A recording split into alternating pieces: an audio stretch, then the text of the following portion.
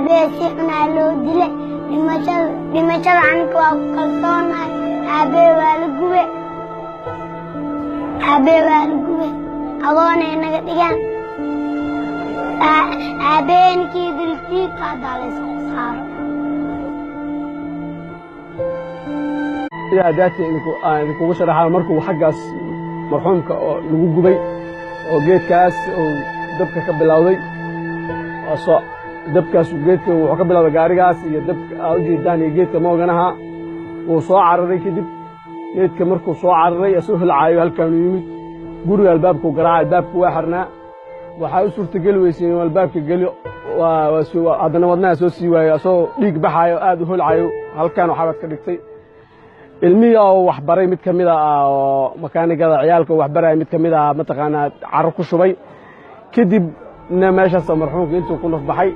meeshaanu ku geeriyooday naxariis janna allah siiyo waxaan leeyahay muslimiinta dal iyo dibad wixii jiro wixii Soomaali joogo iyo wixii maqan islaamka waxaan u dirayaa gacanka gardaran inay dishay wiil makaanike Axmed Muqtaar Saalax Axmed Doole loo yaqaano shareecada islaamka waxay qabta aan diyaar lanahay in la marsiyo gacan ku dhiiglaha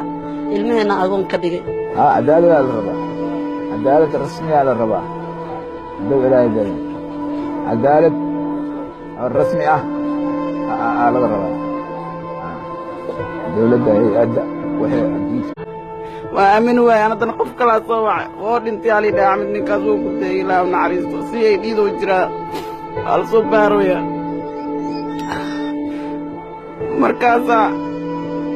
سيدي أنكوي ما هذا مركمات كيس صام بلاسترو عليه سيء ديدو قاعد أنكوي ما صدق يا لا ولا لا يقدر تويلي جبر أيجوجا جبر تشنجري وسعتا ويل كل تاجر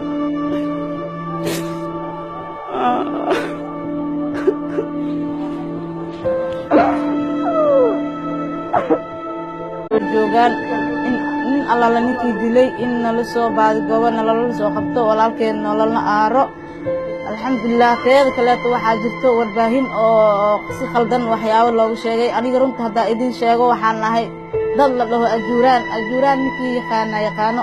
annaga waxaan nahay ajuuraan warxumada nala gelinaayo facebookyada iyo youtubeyada ha nalaga dhaafo waalmagaan nahay cabdalla daylaa annaga